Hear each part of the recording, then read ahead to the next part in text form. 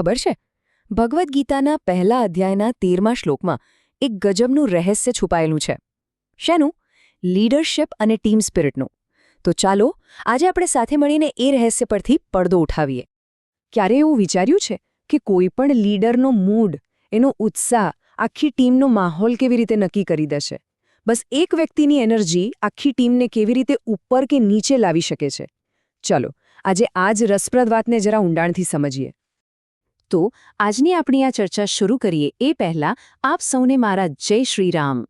તો વાત છે એક લીડરના પહેલા સિગ્નલની, એના પહેલા સંકેતની. આ શ્લોક એ જ તાકાત બતાવે છે.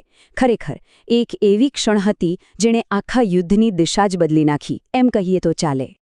તત શંખાશ્ચ ભૈર્યશ્ચ પણવાનક ગોમુખાઃ સહસૈવાભ્યહન્યંત સશબ્દસ્તુમુલો અભવત. તો આ શ્લોકનો મતલબ શું થાય? એકદમ સરળ શબ્દોમાં કહીએ તો જેવો ભીષ્મ પિતામહે શંખ ફૂંક્યો, બસ એ જ ક્ષણે કૌરવ સેનામાં શંખ, નગારા, ઢોલ, તુરાહી, જાતજાતના વાજિંત્રો એક સાથે વાગવા માંડ્યા. અને એ અવાજ એટલો જોરદાર હતો, એટલો પ્રચંડ હતો કે જાણે આખું આકાશ અને ધરતી કંપી ઉઠ્યા. હવે સવાલ એ છે કે કુરુક્ષેત્રના મેદાનમાં આટલી મોટી ગર્જના થઈ કેવી રીતે? એની પાછળનું કારણ શું હતું? ચાલો એ દૃશ્યને જરા નજીકથી જોઈએ. કલ્પના કરો, કુરુક્ષેત્રનું મેદાન છે. લાખો સૈનિકો સામસામે ઊભા છે. અને એવામાં કૌરવોના સેનાપતિ ભીષ્મ પિતામહ પોતાની સેનામાં જોશ ભરવા માટે, યુદ્ધની શરૂઆતનો સંકેત આપવા માટે એકદમ સિંહની ગર્જના જેવો પ્રચંડ શંખનાદ કરે છે.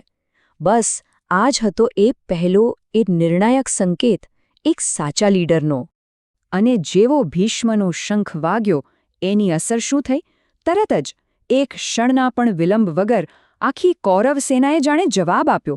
અને એ કોઈ એકલ દોકલ અવાજ નહોતો. ના, એ તો એક સામૂહિક ગર્જના હતી. એ ગર્જના એ બતાવતી હતી કે આખી સેના યુદ્ધ માટે કેટલી તૈયાર છે, કેટલી ઉત્સાહિત છે.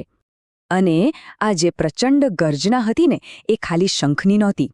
એમાં તો શંખ હતા, મોટા મોટા નગારા હતા, ઢોલ હતા, તુરાહી હતી, જાણે બધા જ વાજિંત્રો એકસાથે ગુંજી ઉઠ્યા હતા.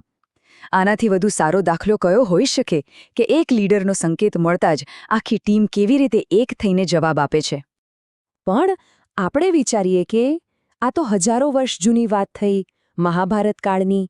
આજના જમાનામાં આપણી લાઈફમાં આ વાતનો શું મતલબ? ચાલો હવે એ સમજીએ કે આ પાઠ આજે પણ કેટલો કામનો છે.